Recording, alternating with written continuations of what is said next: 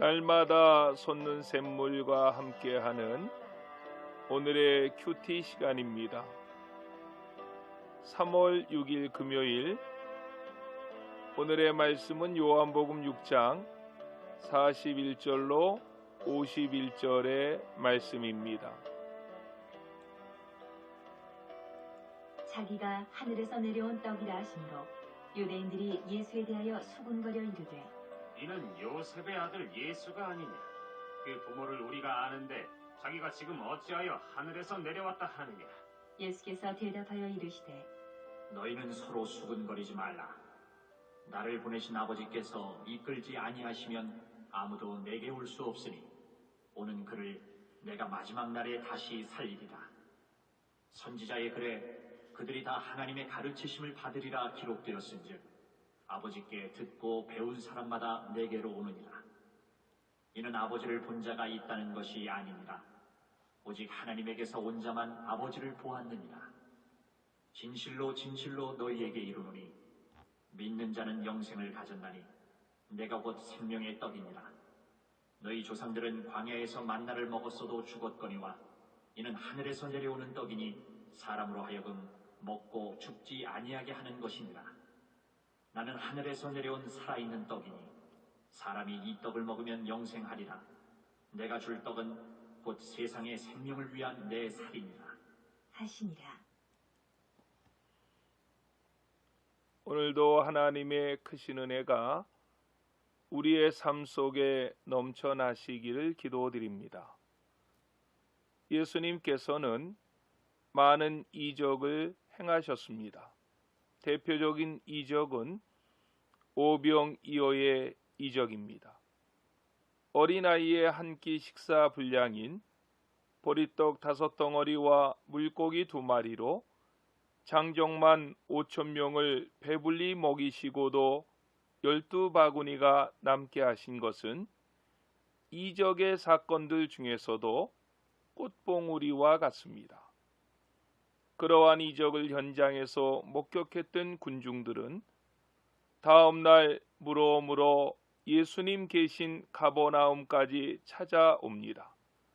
이때 예수님은 이들을 향해서 너희가 나를 찾은 것은 표적을 본 까닭이 아니요 떡을 먹고 배부른 까닭이라고 말씀하시면서 예수님만이 하늘로부터 오신 영원한 생명의 떡이심을 선포하십니다. 군중들은 예수님의 말씀을 믿지 않았을 뿐더러 만약 예수님이 하나님의 아들로서 하늘로부터 오신 생명의 떡이라면 그 표적을 보여달라고 수군거리면서 42절에서는 이렇게 말합니다. 이는 요셉의 아들 예수가 아니냐? 그 부모를 우리가 아는데 자기가 지금 어찌하여 하늘에서 내려왔다 하느냐라고 말입니다. 부모들도 우리가 잘 알고 있는데 무슨 말도 안 되는 소리를 하고 있느냐 하는 것입니다.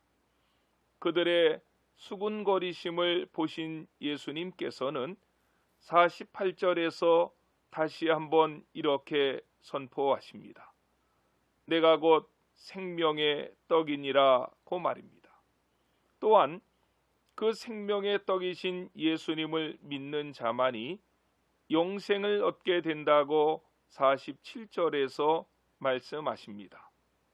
특히 요즘 많은 사람들의 입에서 오르내리는 신천지의 이만희를 믿어야 영생을 얻는 것이 아니라 오직 생명의 떡이신 예수님을 믿어야만이 영생을 얻을 수가 있습니다. 이 참믿음은 내게서부터 출발하는 것이 아닙니다. 본문 45절로 46절의 말씀을 보면 참 믿음은 예수님을 이 땅에 보내신 하나님에게서 출발하고 하나님은 그 믿음을 이끌어가고 계심을 말씀해 주십니다.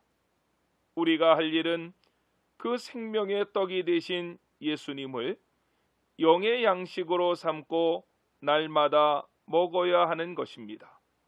본문 51절의 말씀을 보십시오. 나는 하늘에서 내려온 살아있는 떡이니 사람이 이 떡을 먹으면 영생하리라. 내가 줄 떡은 곧 세상의 생명을 위한 데 살이니라고 주님은 말씀하셨습니다. 여기서 생명의 떡이신 예수님을 영의 양식으로 삼아 먹으라 하는 이 말은 예수님과 영적으로 교제해야 된다는 뜻입니다. 고린도전서 15장 26절에서도 너희가 이 떡을 먹으며 이 잔을 마실 때마다 주의 죽으심을 그가 오실 때까지 전하는 것이니라고 했습니다.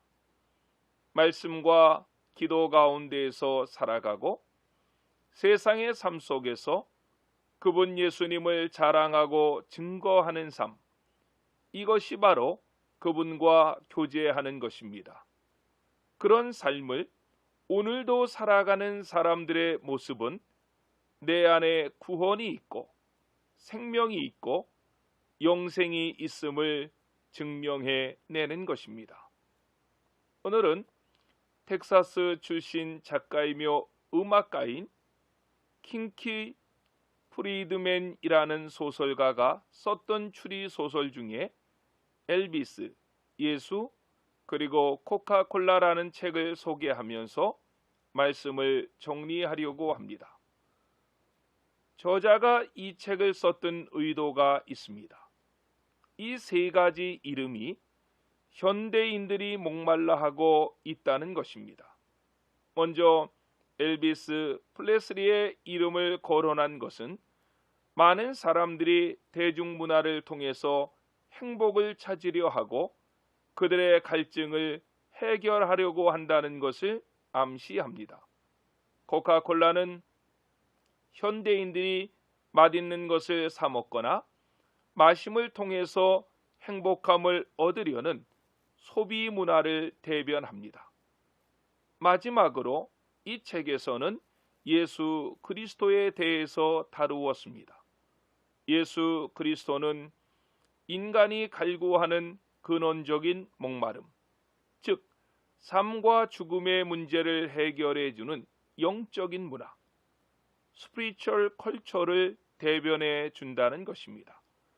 그러면서 예수님만이 목마른 자에게 진정한 생명수가 되신다는 사실을 이 책에서는 역설하고 있습니다.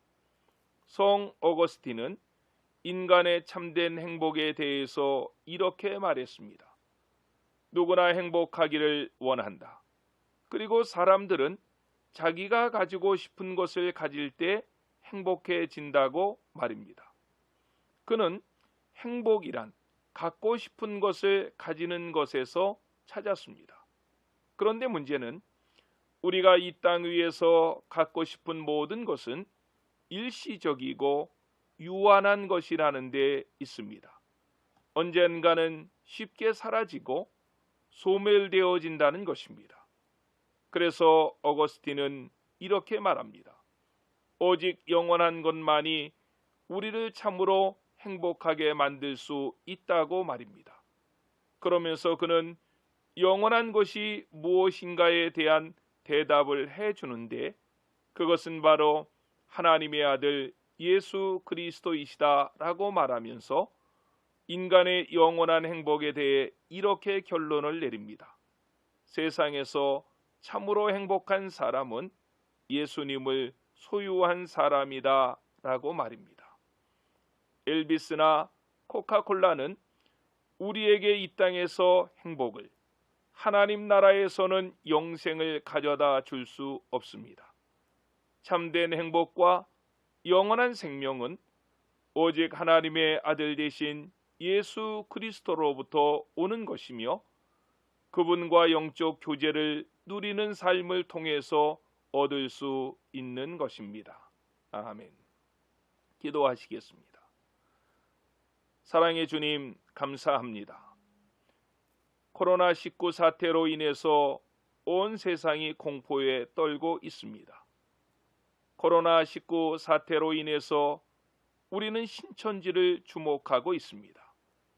신천지를 이끄는 이만희가 우리에게 영생을 주는 것이 아닙니다. 그 이단에 빠져 있는 불쌍한 영혼들을 건져주시고 영원한 참 생명이 되시는 예수님께로 돌아오게 하여 주옵소서. 다시 한번 기도합니다. 코로나 바이러스의 전파를 막아주시고 힘들어하는 이 땅의 모든 백성들을 건져 주시옵소서. 구원해 주시옵소서. 예수님의 이름으로 간절히 기도드렸습니다. 아멘.